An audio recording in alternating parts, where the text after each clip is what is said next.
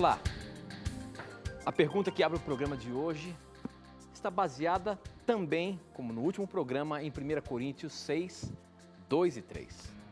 Partindo do pressuposto de que os seres humanos irão julgar o mundo no milênio e também os anjos, um dos nossos telespectadores mandou a dúvida: será que com isso Deus estaria preparando os seres humanos para serem administradores e supostos juízes de novos mundos criados na eternidade? Uma tese, de acordo com o telespectador, que os Mormons apresentam. Será que seres humanos na eternidade serão responsáveis por novos mundos? Serão governantes? Terão a incumbência de julgar novos mundos? Será que a Bíblia tem algo a dizer sobre isso? O que é isso? Esta e muitas outras questões você vai acompanhar agora, pois está no ar, Na Mira da Verdade.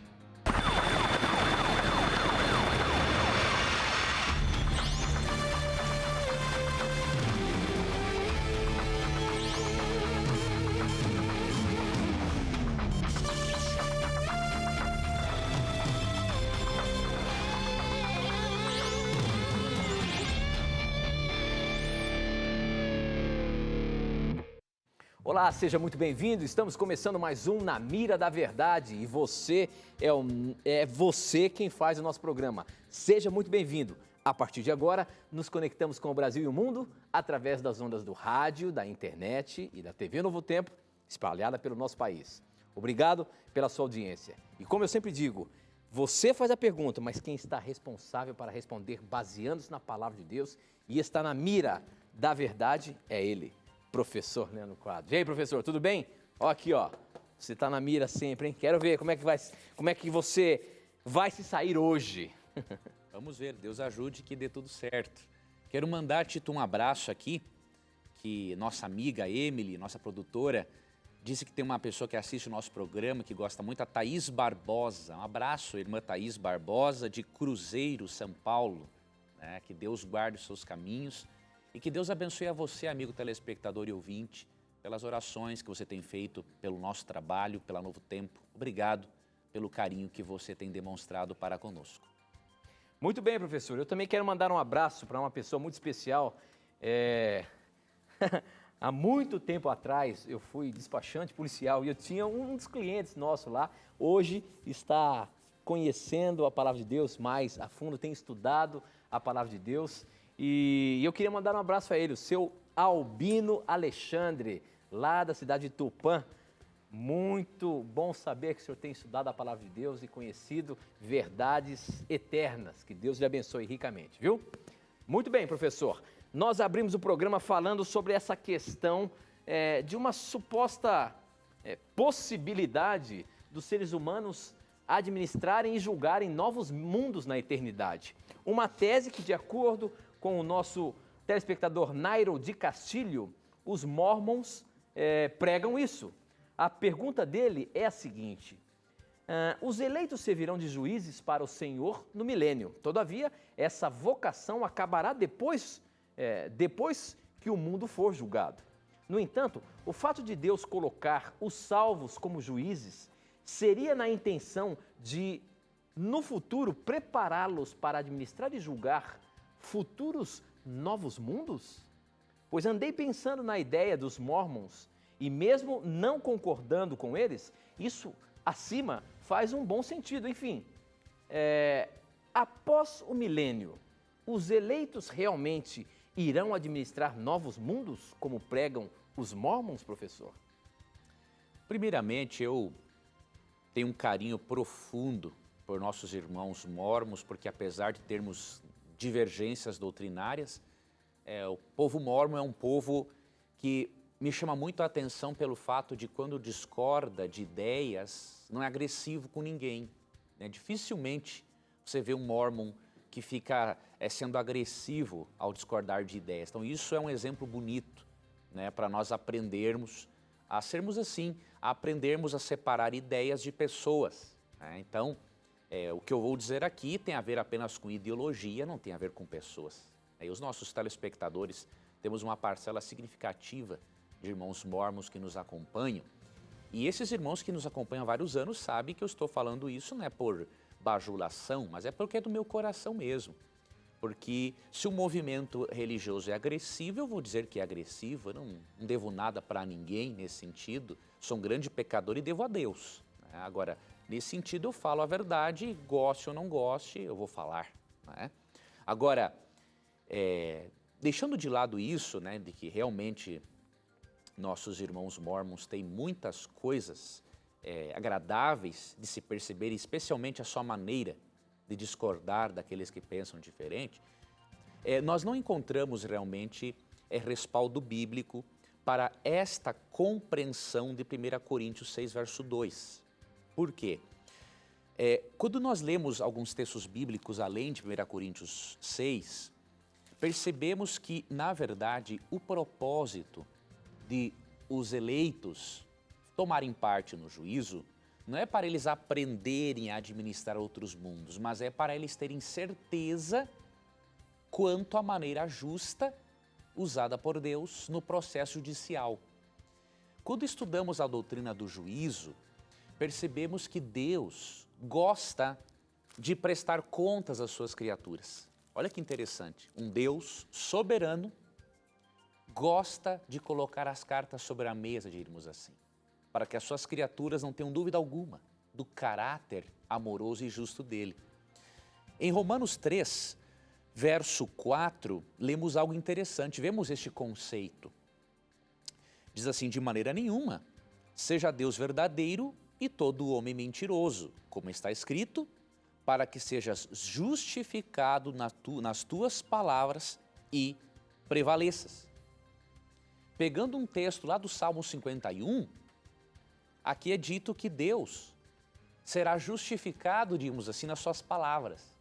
Nós podemos perceber que Deus tem exatamente esse propósito. No juízo, Ele quer, entre aspas, ser justificado, mostrar para as criaturas celestiais e para os seres humanos que Ele está lidando corretamente com o pecado, com o mal. E não poderia ser diferente, porque o pecado começou num ser perfeito. Então você imagine a confusão que isso gerou a princípio na mente dos seres celestiais. Então Deus tem que tornar as coisas claras para que as questões que envolvem o pecado e o conflito cósmico sejam esclarecidas. Então, por exemplo, você lê Daniel capítulo 7, versos 9 e 10. Você percebe que naquela primeira fase do juízo de Deus, Ele está prestando contas aos anjos. Os anjos estão entendendo todo o desfecho do conflito cósmico e não terão dúvidas de que quem realmente estará no céu é porque aceitou a graça de Cristo. Já no milênio, Deus presta contas para nós. Deus passa em revista o juízo que Ele já executou dos ímpios para mostrar para nós o porquê que os demônios não puderam ser salvos depois das oportunidades que eles não aceitaram no céu, por que certas pessoas que pensamos que estariam no céu não estarão mais. Então o propósito do juízo no milênio é um juízo de revisão, é mostrar para nós algo que Deus já mostrou para os anjos antes da segunda vinda de Cristo.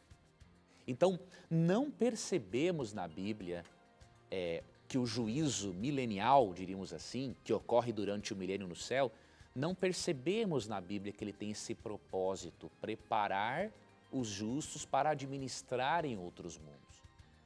Deus pode fazer isso de permitir que seus filhos estejam em outros mundos, é óbvio.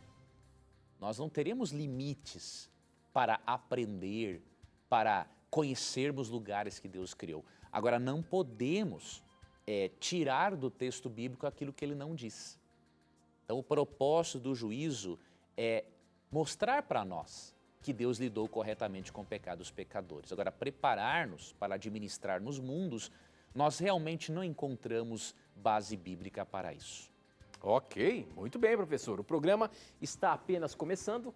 Para você participar mandando suas dúvidas, as suas perguntas, você pode usar o SMS do seu celular. O número é 12 98151 0101, você manda, eu recebo aqui na hora, ou então através das redes sociais, pelo Facebook, namiradaverdade.nt, pelo Twitter, @namiradaverdade, e ainda você tem o nosso blog, novotempo.com/namiradaverdade. São várias formas que você tem para mandar a sua pergunta, eu pesco aqui de todos os lados, portanto, participe, mande a sua dúvida para a gente. Essa pergunta chegou por SMS, não tem o nome da pessoa aqui, mas a pergunta é a seguinte, professor: o ecumenismo é um problema para um indivíduo?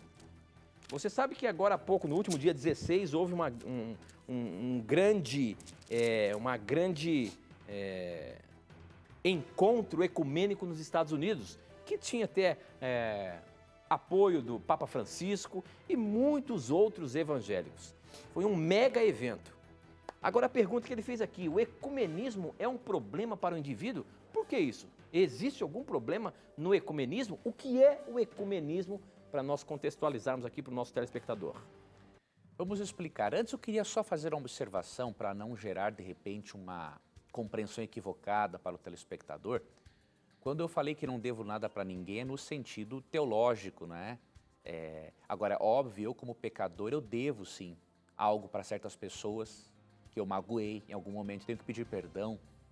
Para algumas eu já pedi, outras eu nem lembro, outras eu tenho que pedir. Então, eu não estou aqui dando uma postura de arrogância, tá, amigo telespectador e ouvinte? Apenas no aspecto teológico. Quando eu falei bem dos irmãos mórmons, eu não devo nada a ninguém no sentido de que eu devo algo a eles, então por isso tenho que falar bem deles. Não é nada disso. Eu falo porque é de coração. Agora, como pecador, infelizmente, eu devo sim.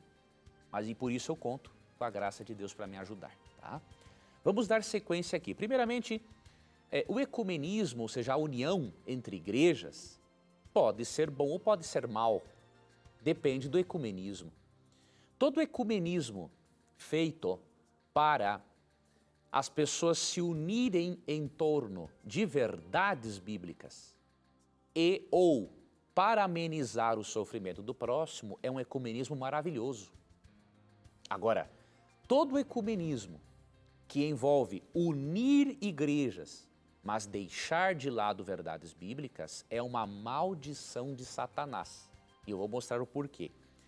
Em João 17, 22 e 23, Cristo ora da seguinte maneira, a Deus o Pai, né? Dê-lhes a glória que me deste para que eles sejam um, assim como nós somos um. Eu neles e tu em mim. Que eles sejam levados à plena unidade, para que o mundo saiba que tu me enviaste e os amaste como igualmente me amaste. Se nós isolarmos esse texto, podemos pensar assim, bom, qualquer tipo de ecumenismo é bom, desde que as pessoas estejam unidas. Não é assim.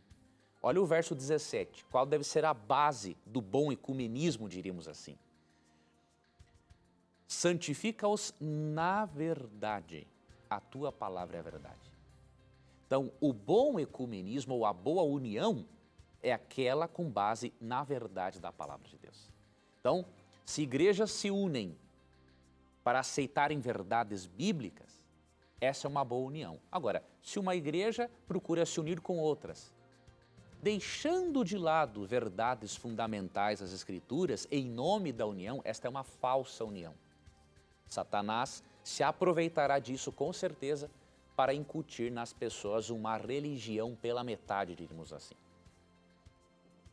Muito bem, professor. Olha aqui, eu falei que você pode participar através do Twitter, do SMS, do Facebook, do nosso blog. O Guilherme Oliveira mandou pelo SMS, mandou pelo Twitter, mandou pelo blog, mandou pelo Facebook a pergunta dele e a sua pergunta está na mira. Ele pergunta o seguinte, não que você tenha que mandar para todos ao mesmo tempo, foi uma coincidência que a pergunta dele tinha sido pescada aqui nos 3 espaços, no Twitter, no Facebook e também no blog. A pergunta dele é o seguinte, Deus colocou um sinal, professor Leandro Quadros, em Caim, e esse sinal é literal ou é figurativo? E por que Deus colocou esse sinal? Para se defender, ou para Caim não ser morto, mas para se defender de quem? Se naquele momento era ele que tinha pecado, era ele que estava vagando pelo mundo, não tinha ninguém. Como é que é isso? Veja, quando Caim ouve a pronúncia do juízo de Deus, né, Caim sabia do resultado. Aqui, por exemplo, no verso 13 diz assim, ó, meu castigo é maior do que posso suportar. Hoje me expulsas desta terra e terei que me esconder da tua face. Serei um fugitivo errante pelo mundo e qualquer que me encontrar me matará. Caim já sabia que ele mereceria morte. De quem? Dos seus descendentes, né? Adão e Eva não tiveram apenas Caim, Abel e Sete. Se você ler Gênesis 5, verso 4, Adão teve filhos e filhas. Então, Caim sabia, já que eu matei o meu irmão, é óbvio que outros irmãos meus vão acabar comigo. Quando você lê o restante do texto, você percebe que o sinal foi visível, não foi figurativo. Porque se fosse figurativo, como é que as pessoas iam identificar que não era para matar ele? Entende? Foi visível. Então o verso 15 diz assim, mas o Senhor lhe respondeu, não será assim. Se alguém matar Caim, sofrerá 7 vezes a vingança. E o Senhor colocou em Caim um sinal para que ninguém que viesse a encontrá-lo o matasse. Então é claro o texto, o sinal é visível. Agora, especular quanto ao tipo de sinal, não temos autorização para isso, porque a Bíblia não nos revela.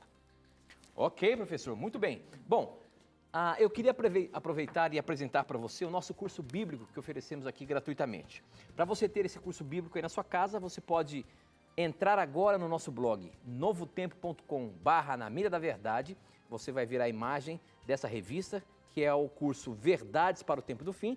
Se você clicar nela, você vai ser direcionado para um campo para você preencher fazer o seu cadastro, para que ela possa chegar certinho aí na sua casa.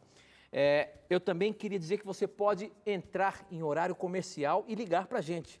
O nosso número é 12 21 27 3121. Nós temos uma equipe pronta para receber a sua ligação, para você receber a revista, tá bom? Então peça hoje mesmo, é um presente do programa Na Mira da Verdade para você, e você pode ter aí gratuitamente. Peça agora mesmo. Nós temos que ir para o intervalo, não sai daí não, a gente volta já já.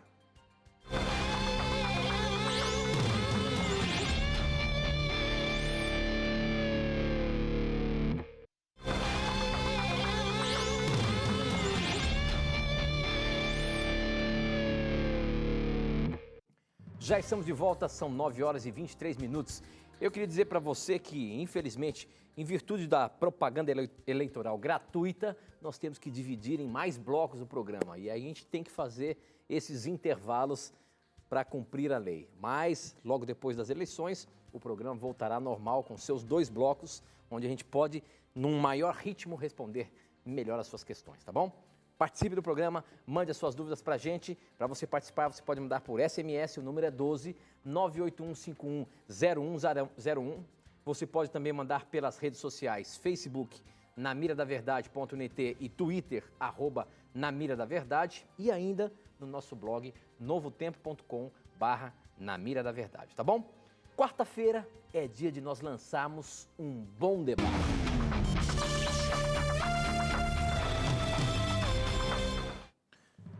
A pergunta para o bom debate é a seguinte, tendo como base 1 Timóteo 4, 4 e 5, o cristão salvo pela graça pode comer carne de rato? Você pode pensar assim, mas que absurdo é esse que o Leandro está dizendo? Não, não é um absurdo pelo seguinte, 1 Timóteo 4, 4 e 5 é um texto usado a favor da abolição, diríamos assim, da dieta alimentar de Levítico 11. E aí as pessoas dizem, não, nós podemos comer de tudo, carne de porco e tudo mais. Só que a Bíblia também fala como carne imunda do rato. Então a pergunta é a seguinte, tendo como base 1 Timóteo 4, 4 e 5, o cristão salvo pela graça pode comer carne de rato? Então eu gostaria que você analisasse isso e escrevesse para bomdebate@novotempo.com. bomdebate@novotempo.com. A melhor resposta ou contra-resposta, né, com certeza será apresentada no programa na segunda-feira. Como é que ficou a pergunta então, professor? Tendo como base 1 Timóteo 4, 4 e 5. O que diz lá? Bom, aí era bom, eu vou ler o texto, mas é bom o telespectador ler em casa, né? Aquele que quiser participar do debate. Diz assim, pois tudo o que Deus criou é bom e nada deve ser rejeitado, se for recebido com ação de graças, pois é santificado pela palavra de Deus e pela oração. Ok, então como é que ficou a pergunta? Tendo como base 1 Timóteo 4, versos 4 e 5, o cristão salvo pela graça pode comer carne de rato? Então, eu gostaria da resposta dos nossos irmãos, especialmente dos irmãos que defendem a abolição da dieta alimentar da Bíblia. Queria que você refletisse, que você analisasse, porque o objetivo do bom debate, além de trocarmos ideias de forma cristã, é refletirmos nossas crenças, porque às vezes nossas crenças podem estar erradas. Então escreva para nós e na segunda-feira nós vamos apresentar a melhor contra-resposta ou a melhor resposta a esta questão. Ok, muito bom. Um grande debate. Participe aí. Vamos juntos crescer no estudo da Palavra de Deus, tá bom? Muito bem. A próxima pergunta chegou aqui pelo nosso SMS, chegou pelo Facebook, para todos os lugares, mas essa aqui está na mira agora. Quem mandou, deixa eu ver se tem o nome dele aqui. Não, mas ele fala o seguinte: olá amigos, tem sim. Meu nome é Anselmo, gosto muito de assistir o programa Na Mira da Verdade, mas tenho uma dúvida. Como foi o conflito cósmico? Como Satanás fazia ataques a Deus e como Deus o repreendia? Com que tipo de armas eram feitos os ataques? O que diz as Escrituras? Professor, a luta que houve no céu entre Satanás e seus anjos e Jesus e seus anjos, essa luta foi real? Essa luta foi corpórea? Essa luta foi com armas? A Bíblia nos dá algum vislumbre sobre isso? A Bíblia realmente nos dá só um vislumbre, detalhes a Bíblia não nos dá. Mas eu vou ler aqui um texto que vai esclarecer. Apocalipse 12, 7 a 9. O texto diz o seguinte: houve então uma guerra nos céus. Olha aqui, ó, esse termo guerra está na NVI. Em outras traduções, peleja. Então veja, não foi uma coisinha simples. Alguns dizem assim, não foi uma guerra ideológica. Nada a ver. Foi uma coisa violentíssima mesmo. Houve uma guerra nos céus. Miguel e seus anjos lutaram contra o dragão. E o dragão e os seus anjos revidaram. Mas esses não foram suficientemente fortes. Veja, houve resistência de força. E assim perderam o seu lugar nos céus. O grande dragão foi lançado fora.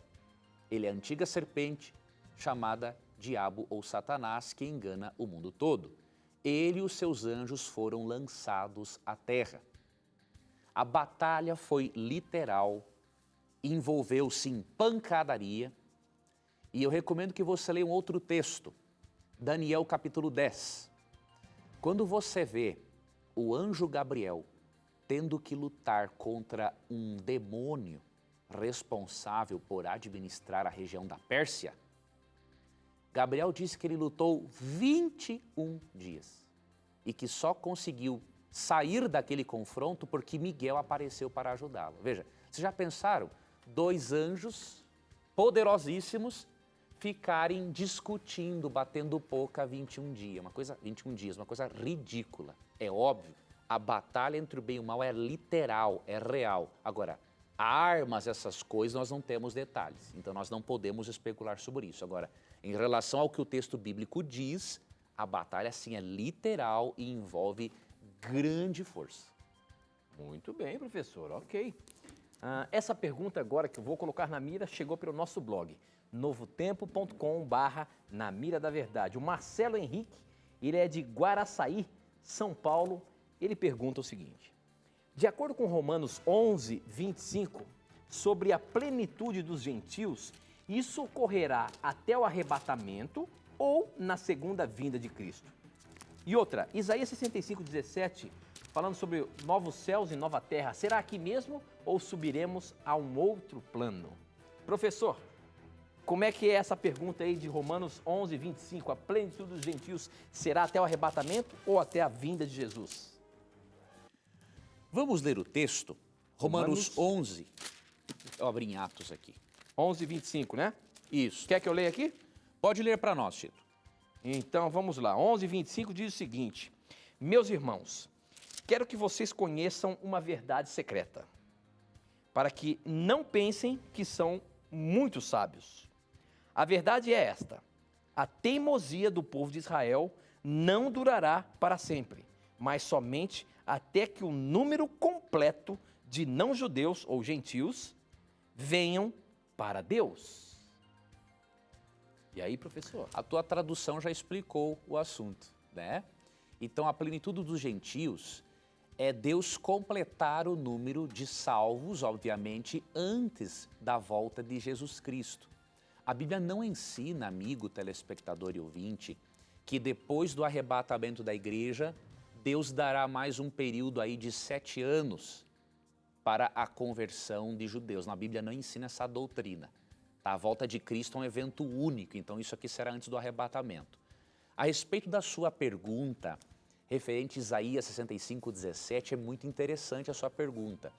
A Bíblia ensina que primeiro nós vamos ir para o céu e depois de 1000 anos a cidade santa de Deus descerá aqui neste mundo para Deus renovar a terra. Vou lhe dar os textos bíblicos. João 14, 1-3, Jesus fala que ele voltará para levar os seus aonde ele está hoje, não é? Que é o céu. Depois de João 14, 1-3, você lê Apocalipse 21, versos 1 e 2, que menciona a descida da cidade santa na terra, e 2 Pedro 3, 10-13, que mostra a restauração da nova terra. Então, os justos vão para o céu de forma gloriosa, não arrebatamento secreto, ficam 1000 anos lá, a cidade santa desce e Deus restaura o planeta Terra para vivermos aqui para todo sempre.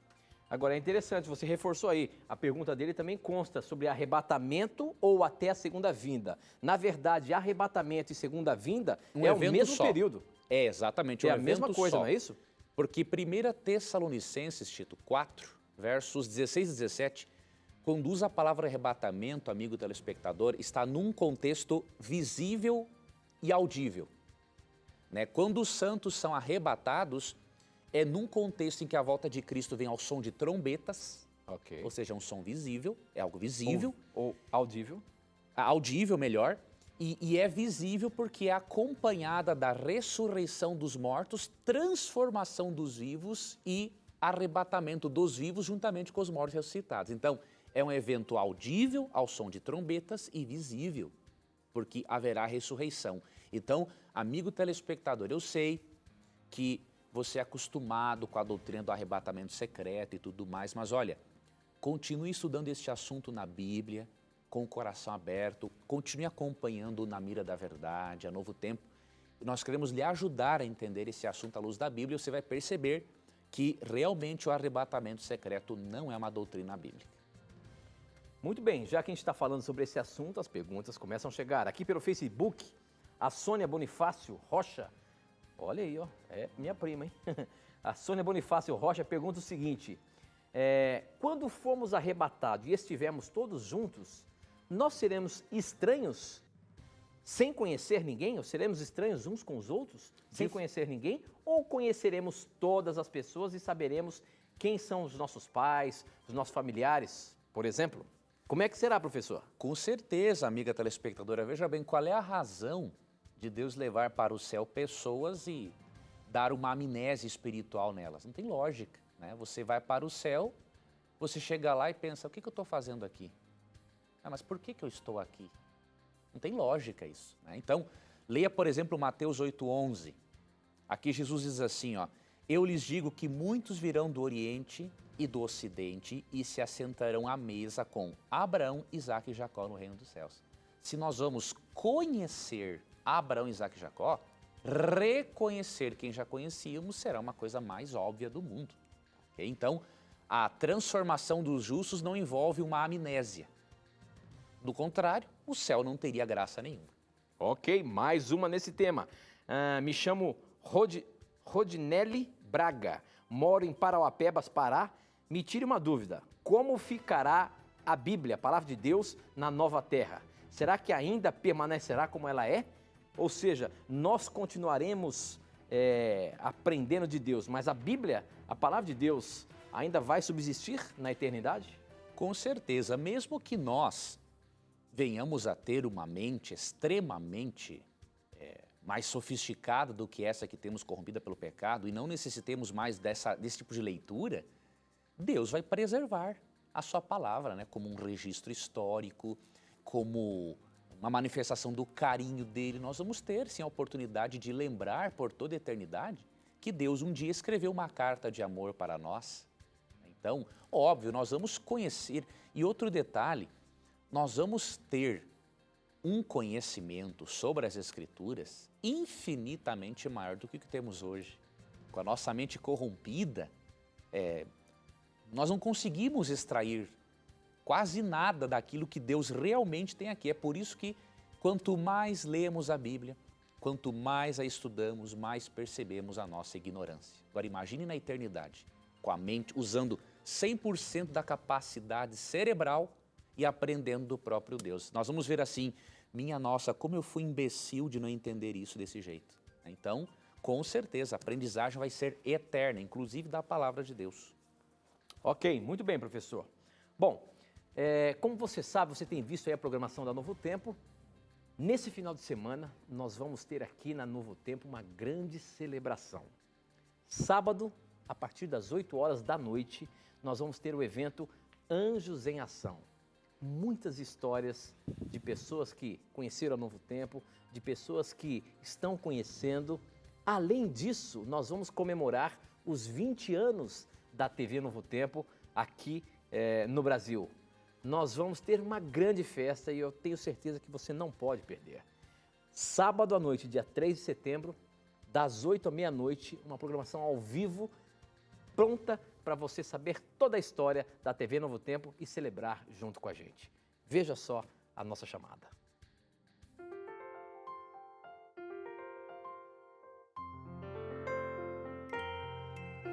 O mundo precisa de amor, de bondade de Cristo no coração. Doar sua vida em favor do serviço para salvar um irmão. Ainda existe esperança se juntos nos dermos as mãos. Fazendo a nossa parte, traremos muito mais união. Anjos da esperança, venham espalhar o amor. Anjos da esperança, mostrem o seu valor. Amem ao semelhante, façam de coração. Anjos da esperança, essa é a nossa missão.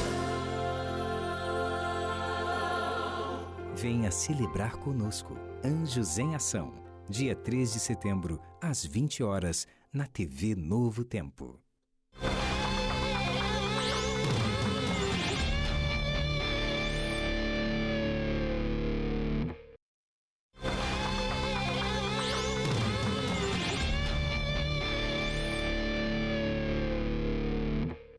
Já estamos de volta, 9 horas e 42 minutos, estamos aqui ao vivo pela TV Novo Tempo e também pela Rádio Novo Tempo. E pela internet, você também pode nos assistir, inclusive pelo Facebook. Nós estamos transmitindo também o nosso sinal pelo Facebook. Você, internauta que está nos assistindo, um abraço a você, participe, mande suas perguntas para a gente, tá bom?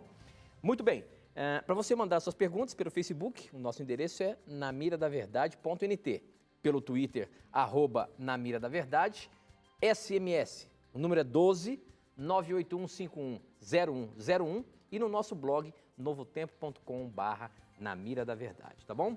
Essa pergunta aqui chegou pelo nosso Facebook. Agora, quem mandou foi o Anderson Silva e ele fala o seguinte: no livro de Daniel, no capítulo 9, verso 27, e ele fará um pacto firme com muitos por uma semana, e na metade da semana fará cessar o sacrifício e a adoração. E sobre a asa das abominações virá o assolador, e até a destruição determinada, a qual será derramada sobre o assolador. Estudei a doutrina do santuário pela Novo Tempo e entendi muito bem dessa semana, que essa semana se tratava do santuário terrestre e da morte de Cristo.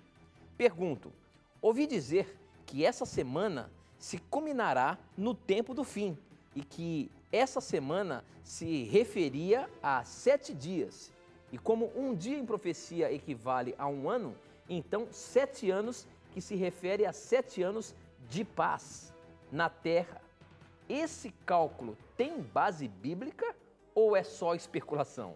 Então a pergunta dela é a seguinte, a pergunta dele é a seguinte: existe uma teologia aí dizendo, refazendo essa referência dessa semana de Daniel, de que isso literalmente vai acontecer no final dos tempos, formando uma semana de 7 anos de paz. Isso é bíblico, professor? Gostei muito dessa sua pergunta, amigo telespectador, pelo seguinte: a teologia dispensacionalista, quando estuda as 70 semanas de Daniel, eles cometem um erro tenebroso. O que eles fazem? Eles pegam... Só um pouquinho, explica o que é dispensacionalista. O dispensacionalismo ensina que Deus lida de maneiras diferentes no plano de salvação. Por Nas exemplo, eras? Deus tem dispensações ou eras Ok. para lidar com o plano de salvação. Então tem várias, né? Mas 7, especialmente a dispensação da lei e da graça. O dispensacionalista, o teólogo dispensacionalista, ele divide a 69ª semana da 70ª. E ele joga realmente a 70ª para o tempo do fim, para se referir aos 7 anos de paz que existirão na terra, quando a igreja for arrebatada. Porém, amigo telespectador, você entrou no ponto, isso é pura especulação. Não tem base teológica ou exegética interpretativa para você separar a 69ª semana da 70ª. A profecia das 70 semanas, que envolvem 490 anos, elas são um período de tempo menor, 490 anos, que faz parte de uma profecia maior, a dos 2.300 anos, 2.300 tardes e manhãs. Então não tem lógica separar, né, a última semana da profecia dos 490 anos. Isso aí é pura especulação, então você está certíssimo em agora entender melhor este assunto à luz das Escrituras. Muito bom, professor, muito bom. Próxima pergunta, deixa eu ver se tem um nome aqui, é do Rio Branco, no Acre. Ele diz o seguinte: muito bom esse programa, um dos melhores. Confesso que antes de ter contato com o canal Novo Tempo, eu tinha muito preconceito. Já agora, eu tenho preconceito com os dogmas dos protestantes. Eu sou Walter Leal e tenho uma dúvida. Qual a representação ou qual o simbolismo do qual é feito o óleo de ungir? Ou melhor, o óleo de unção. Professor, qual o significado de ungir uma pessoa com óleo? Veja, amigo telespectador, obrigado pelo seu carinho para com o nosso programa. Primeiramente, no Antigo Testamento, quando lemos, por exemplo, em 1 Samuel, a unção de Samuel a Davi, derramar o óleo sobre alguém simbolizava atribuir a esta pessoa uma função. Então, o indivíduo era declarado rei de Israel, por exemplo, ele era ungido com óleo. No Novo Testamento, em Tiago 5,16, você percebe que a prática agora era usada para ungir pessoas doentes. O óleo na Bíblia é um símbolo do Espírito Santo. Tanto do Espírito Santo que capacitava o indivíduo no Antigo Testamento para executar a sua função, quanto do Espírito Santo que quer trazer a cura divina para uma pessoa doente. Então é um símbolo do Espírito Santo e usado de maneiras diferentes no Antigo Testamento para atribuir uma função a alguém, né? E no Novo Testamento como uma demonstração de fé da pessoa de que ela estava recebendo a unção de Deus e que Deus iria curá-la pela fé em Deus, né? Você fica agora com um momento...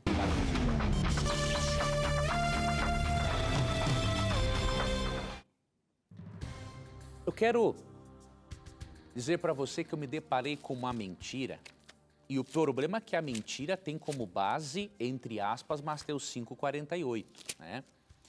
Alguém alegou para mim que o cristão tem que ser perfeito, isento de pecado, para ele ser salvo. E a base para isso é Mateus 5,48, que diz assim: portanto, sejam perfeitos, como perfeito é o Pai Celestial de vocês. Eu posso garantir para você que essa interpretação é bem mentirosa. E por quê? Primeiro, o que é ser perfeito no contexto bíblico? Se você ler Mateus 5, do verso 43 ao 48, ser perfeito como Deus é você amar os seus inimigos. É você aprender a amar aqueles que não lhe amam. Isso envolve, obviamente, respeitar essas pessoas, não desejar o mal para elas, né? E quando você lê o verso paralelo de Lucas 6, você percebe que a perfeição divina não tem a ver com impecabilidade de criaturas totalmente depravadas, né? Então, aqui em Lucas 6,35, olha o texto paralelo. Amem, porém, os seus inimigos, façam-lhes o bem e emprestem a eles, sem esperar receber nada de volta. Então, a recompensa que terão será grande e vocês serão filhos do Altíssimo, porque Ele é bondoso para com os ingratos e maus. Sejam misericordiosos, assim como o Pai de vocês é misericordioso. Percebeu? Ser perfeito como Deus, em Mateus 5,48, é ser misericordioso como Deus. Não é impecabilidade.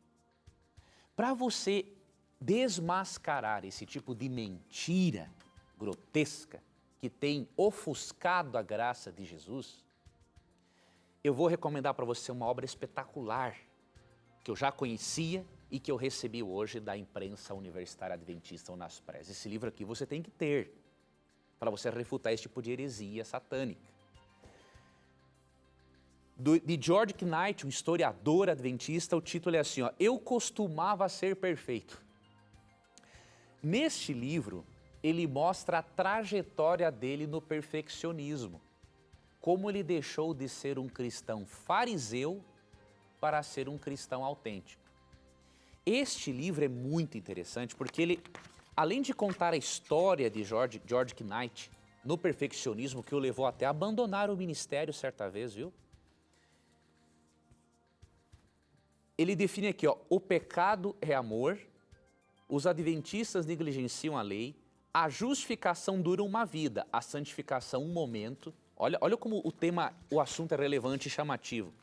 A tentação não é tentação com letra maiúscula, ele faz um jogo de palavras para diferenciar uma coisa de outra. Sou perfeito com letra minúscula, mas não perfeito com letra maiúscula, e eu costumava ser perfeito. Este material é uma vacina contra o legalismo, contra o perfeccionismo. Para você adquirir, quem está vendo a TV Novo Tempo agora pode ver no GC o endereço da imprensa universitária adventista na internet para você adquirir esse material espetacular, né? E para o nosso ouvinte que está acompanhando pela rádio, deixa eu informar o telefone para você adquirir em horário comercial. DDD 19 3858 9055. DDD 19 3858 9055. E o site é unaspstore.com.br. UNASPSTORE, Unasp Store, diríamos assim, .com.br. Adquire esse tipo de material para você entender realmente a justificação pela fé, o que é a santificação bíblica e para você se vacinar contra certas heresias diabólicas, entre elas o falso perfeccionismo. Muito bem, professor. Durante essa semana, todos os programas aí apresentaram algumas histórias dos 20 anos da TV Novo Tempo. Eu acho, professor, que a gente também não pode ficar fora dessa. Afinal de contas, nós já estamos aqui na instituição, você já está aqui há 16 anos, não é isso, professor? Foi quando nós nos conhecemos, em 2000, quando você chegou lá de Palmeira das Missões, parecendo um matuto assim, chegou, né? Animado ali. Matuto, mas sempre um índio muito forte. E nós moramos juntos aqui. Você vê que a gente já conhece há muito tempo, né? Acho que você vai vendo aí as nossas brincadeiras um com o outro, a relação que nós temos. E é muito gostoso a gente... essa amizade que nós temos, né, professor? É isso Mas mesmo. eu acho que é importante a gente falar aqui para os nossos telespectadores a história do Na Mira da Verdade. Quando é que a gente começou Na Mira da Verdade, você lembra? Lembro, 2009, né? Março de 2009. Março de 2009. Olha aí, nós já estamos no Começamos na Mira. 7º ano aí. Então tem muita história, né? A TV Novo Tempo. E vai se misturando com a nossa vida. Nós já estamos aqui há tanto tempo. Então parece que tudo isso aqui faz parte da nossa vida. É ou não é, professor? A Novo Tempo é uma escola, não é, Tito, de vida. Olha, eu passei aí, estou aqui há 16 anos da minha vida, não sei até quando Deus o permitirá eu estar aqui. Já o Tito já está há mais de 20 anos aqui, né? O Tito já poderia ter se aposentado, obviamente. Não é assim, né? não. Ele Eu está sou aí novinho, porque, né? rapaz. Mas ele já é idade de aposentadoria. Mas estamos aí, amigo telespectador e ouvinte, juntos, indo para o 7º ano do Na Mira. E nós agradecemos muito ao carinho de todos vocês. E que Deus continue aí abençoando a vocês pelas orações que são feitas a nosso favor. né? Agora eu vou desafiar você numa coisa, professor. Você lembra de alguma história aqui do Na Mira da Verdade que marcou a sua vida? Lembro. Tem tantas, Tito, mas uma especial que eu Isso não lembro... tá nem combinado, eu quero ver como é que você sai. Não, eu vou... Vamos ver. Eu lembro, Tito, da história de um irmão que mostra para nós o poder transformador da Bíblia. Até passou no Anjo da Esperança a história. Ele chegava bêbado em casa, quase todas as noites, e batia na esposa. Certa vez, este irmão sintonizou na TV e começou a assistir o Na Mira da Verdade. E mesmo bêbado, ele anotava os textos bíblicos. E aí, no dia seguinte, quando ele estava mais sóbrio, ele iria conferir os textos bíblicos. Resumindo, este agressor se tornou um cristão, mudou a sua vida, e a sua esposa, que não era cristã, sabe o que ela disse no depoimento? Deus me deu um dos melhores maridos do mundo. Então esse é o poder do Evangelho. Até mesmo quando o indivíduo anota textos bíblicos bêbado e ele vai ler quando está sóbrio, o Espírito Santo transforma a vida dele. Então, como essa história envolveu Na Mira da Verdade, né, esta é uma das histórias assim que mais me impactaram ao longo desses 6 anos e pouco. Muito bem, e olha, a TV Novo Tempo ela é recheada de histórias de transformação de vida.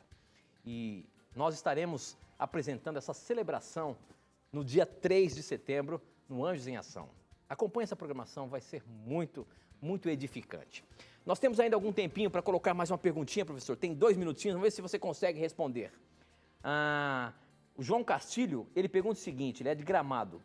Quando nós morremos, nós vamos direto para o céu ou para o seio de Abraão? Veja bem, querido telespectador, o termo seio de Abraão, utilizado em Lucas 16, 19 a 31, não se refere à opinião bíblica sobre o assunto, mas envolve uma crença popular nos dias de Cristo, né, na chamada parábola do rico e Lázaro. Ali, o judaísmo já estava sob a influência helenista, grega, então eles acreditavam que a pessoa ao morrer iria para um lugar chamado seio de Abraão, que seria o paraíso. Agora, o judaísmo sem a influência do helenismo não acreditava nisso, né? Porque, biblicamente, não é possível você estar no paraíso sem estar com o corpo, né? Na Bíblia, não há hipótese de você ir para o céu em espírito e o corpo ficar. Não, na Bíblia não existe isso. Tanto que 1 Coríntios 15 defende e ensina que a restauração do ser humano não é só uma restauração espiritual, é uma restauração do corpo. Então, Cristo vai levar para o céu, de acordo com 1 Coríntios 15, 1 Tessalonicenses 4, 16 e 17, corpos glorificados e não espíritos desencarnados. É por isso que o Salmo 6, verso 5 diz que na morte não há recordação de Deus. É por isso que a Bíblia, em diversas vezes, como por exemplo Daniel 12, verso 2, verso 12, João 11, 11 a 14, compara a morte a um sono. Então quando a pessoa morre, ela está dormindo, obviamente inconsciente, até o dia da ressurreição. Esse é o ensinamento bíblico. Muito bem, professor. Com essa nós terminamos mais um Na Mira da Verdade e vamos nos encontrar com certeza segunda que vem ao vivo. Deus guarde a você, Tito. Deus proteja a sua vida, amigo telespectador e ouvinte. Obrigado pelo carinho. E nunca se esqueça que sempre que você tiver coragem de perguntar, a Bíblia vai ter coragem de lhe responder.